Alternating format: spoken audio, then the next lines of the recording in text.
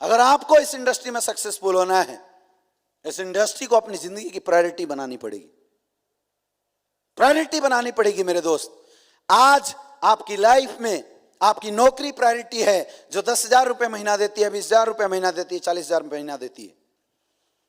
आज आपकी जिंदगी में वो गाय बैल की प्रायोरिटी है, जिससे आप 2 वक्त की केवल दूध निकाल के खाते हैं।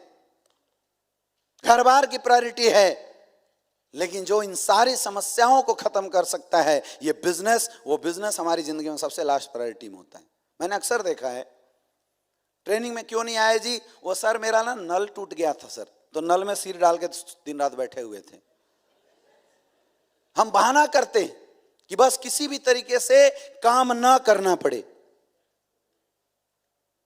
करते नहीं करते हैं? किसके लिए, किसके लिए कर रहे हो ये बहाने? किसको बेवकूफ बना रहे हो आप?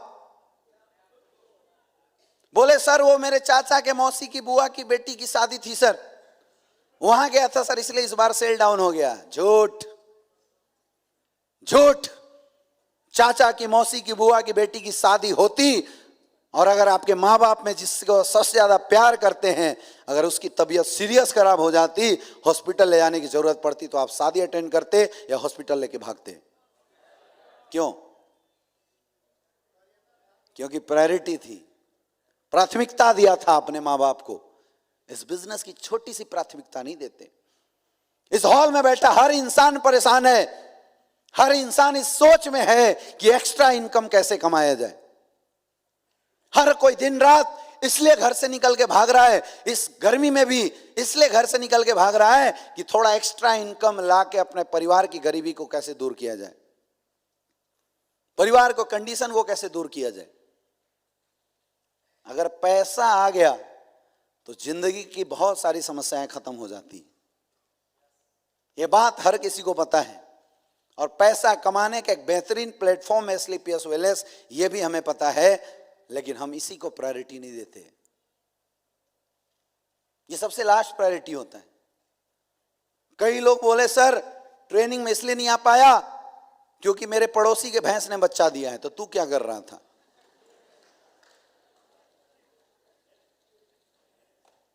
बोलते नहीं बोलते हैं? आप कर क्या रहे थे? बहाने। क्यों है बहाने? क्योंकि प्रायोरिटी नहीं है इस बिजनेस की, प्रायोरिटी नहीं है। जो इंसान इस बिजनेस को अपनी जिंदगी की पहली प्रायोरिटी देगा, ये बिजनेस उस इंसान की जिंदगी को पहले नंबर पे लाके खड़ा कर देगा।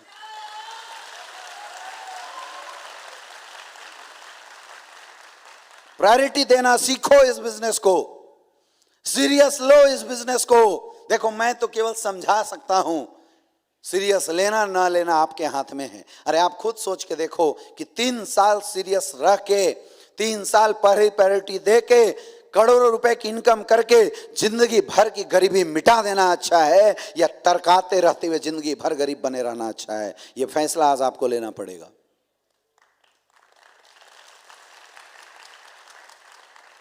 क्या अच्छा है जी? 3 साल नंबर 1 प्रायोरिटी, या 10 साल तक घूमते रहना? कौन सा है? 3 साल नंबर 1 प्रायोरिटी पे रखोगे? रखोगे? भाई अगर पैसे आएंगे ना तो भाई भी अपना हो जाता है। ये मैं नहीं बोल रहा हूं, बुजुर्गों का तजुर्बा बता रहा हूं आपको। अगर पैसे रहे तो बीवी भी प्यार करने लग जाती है, अगर पैसे रहे तो माँ बाप का प्यार भी मिलना शुरू हो जाता है, पैसे रहे तो पड़ोसी भी, जो दूर दूर के पड़ोसी होते हैं ना, वो आपके साथ रिश्ता जोड़ना शुरू कर देते हैं। पैसे रहेंगे ये पूरी दुनिया आपकी हो जाएगी, और पैसे नहीं रहेंगे हम आपके हैं कौन?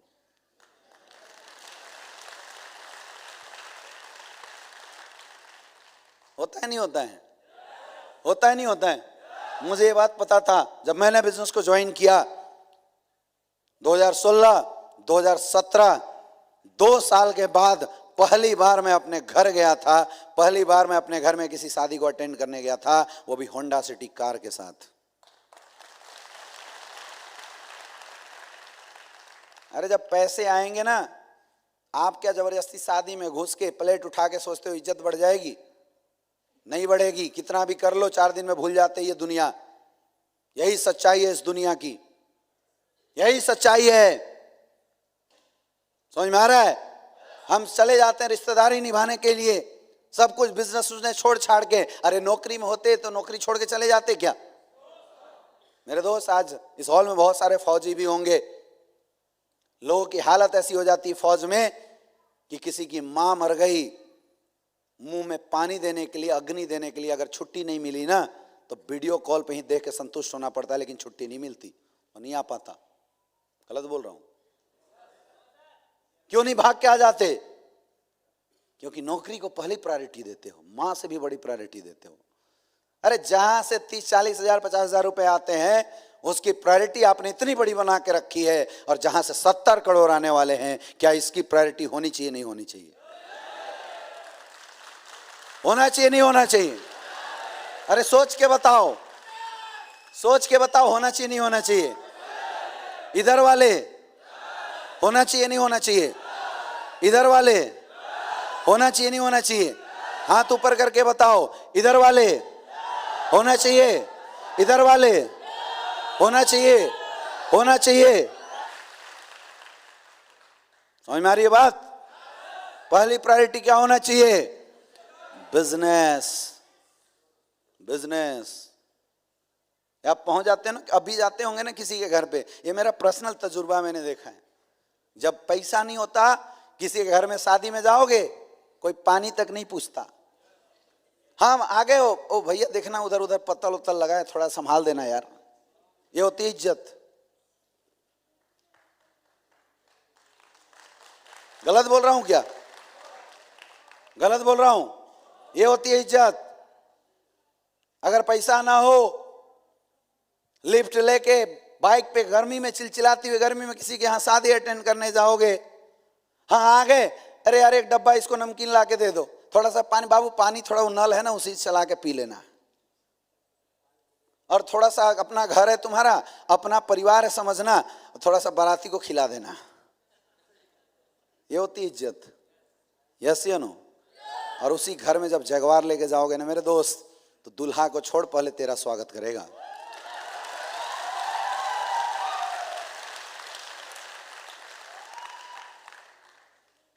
ये आपको सोचना है कि आपको अपनी जिंदगी में इस बिजनेस में मेहनत और इस बिजनेस को प्रायोरिटी देना है तो क्यों देना है, ये आपको सोचना पड़ेगा मेरे दोस्त।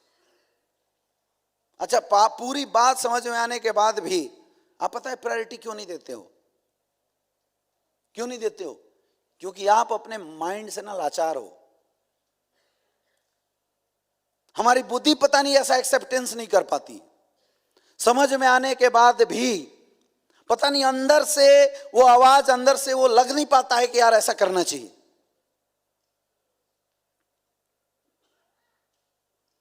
अंदर से वो जज्बा ही नहीं आ पाता, सीरियस होना चाहिए। वो सोच ही नहीं बन पाती।